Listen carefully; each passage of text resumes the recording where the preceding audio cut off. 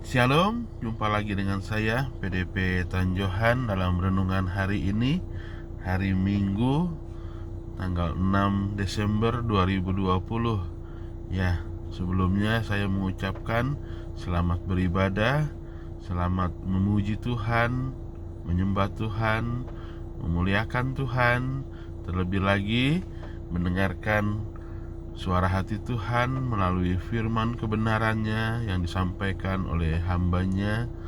Dan kiranya ibadah kita hari ini berkenan kepada Tuhan, dan Tuhan terus memberkati dan menyertai hidup kita.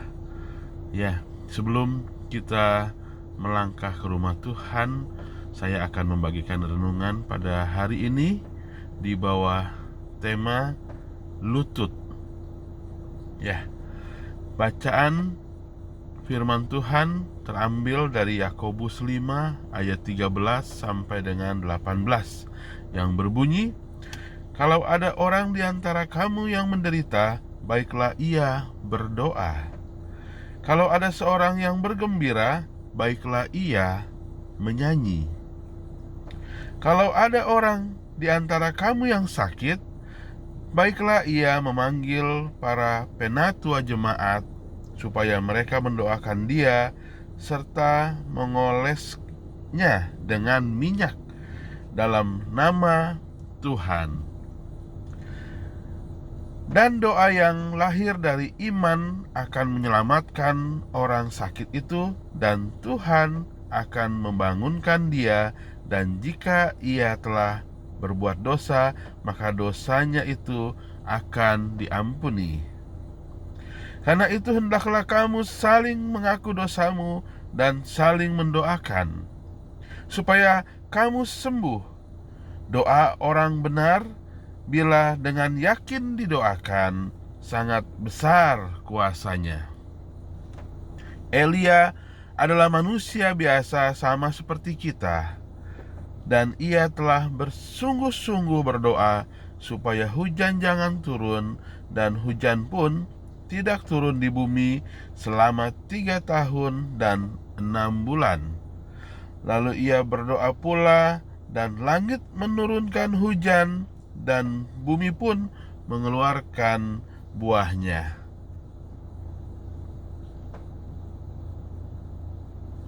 Amin. Ya, demikianlah pembacaan firman Tuhan pada renungan hari ini, dan natsnya atau ayat intinya terambil dari Kolose 4 ayat 2 yang berbunyi, "Bertekunlah dalam doa, dan dalam pada itu berjaga-jagalah sambil mengucap syukur." Ya, saudara-saudara yang dikasihi Tuhan, kedua lutut saya terasa sakit, dan saya tidak tahu penyebabnya. Saya tidak melakukan apapun yang membuatnya terluka atau memforsirnya terlalu berat. Atau jangan-jangan saya memang telah memforsirnya. Saya ingat bahwa beberapa hari sebelumnya saya membenahi tembok rumah kami, menggosoknya dan mempersiapkannya untuk dicat. Lalu saya mengecatnya hingga tuntas. Selama mengerjakan hal itu, sambil berdiri di atas tangga yang pendek untuk menggapai tembok bagian atas, saya menekan lutut saya pada tangga untuk menjaga keseimbangan. Jadi sebenarnya tubuh saya ditopang kedua lutut saya. Kemudian terlintas pemikiran baru dalam benak saya. Kapan terakhir kali kedua lutut saya terasa sakit karena saya berlutut saat berdoa? Tampaknya sudah cukup lama. Meski memang orang tidak selalu berdoa dengan berlutut, pertanyaan yang saya tujukan kepada diri sendiri tersebut adalah pertanyaan yang menunjukkan kesalahan saya. Entah kita berlutut, berdiri, atau duduk, seberapa sering kita menggunakan doa untuk menopang diri kita. Kita dapat memperoleh bantuan dari banyak sumber, bisa teman, konselor, buku, tetapi tak ada yang lebih baik selain topangan dan kekuatan yang kita dapatkan dari Allah tatkala kita berdoa. Yakobus 5 ayat 16 berkata, "Karena itu hendaklah kamu saling mengaku dosamu dan saling mendoakan supaya kamu sembuh. Doa orang yang benar bila dengan yakin didoakan sangat besar kuasanya." Doa mempunyai kuasa. Kita diminta untuk bertekun dalam doa dan dalam pada itu berjaga-jagalah. Seperti di Kolose 4 ayat 2 yang berkata, "Bertekunlah dalam doa dan dalam pada itu berjaga-jagalah sambil mengucap syukur."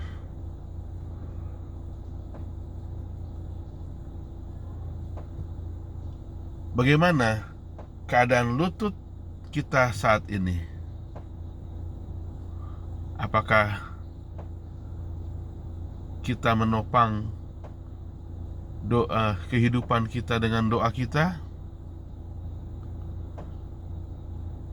Kesimpulannya, doa tidak membutuhkan kefasihan, tetapi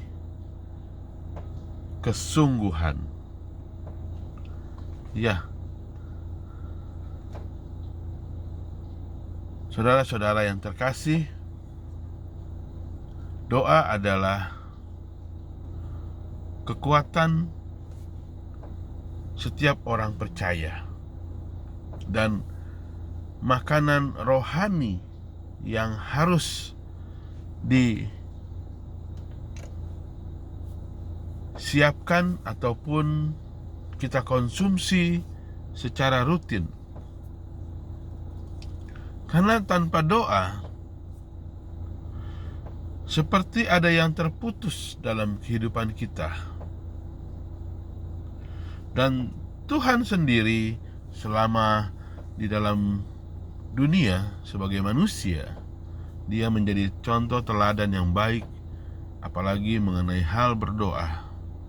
Kita lihat beberapa kali Tuhan menunjukkan sikap berdoa yang benar, sendiri, sambil menangis, bahkan air matanya seperti tetesan darah, keringatnya seperti kucuran darah.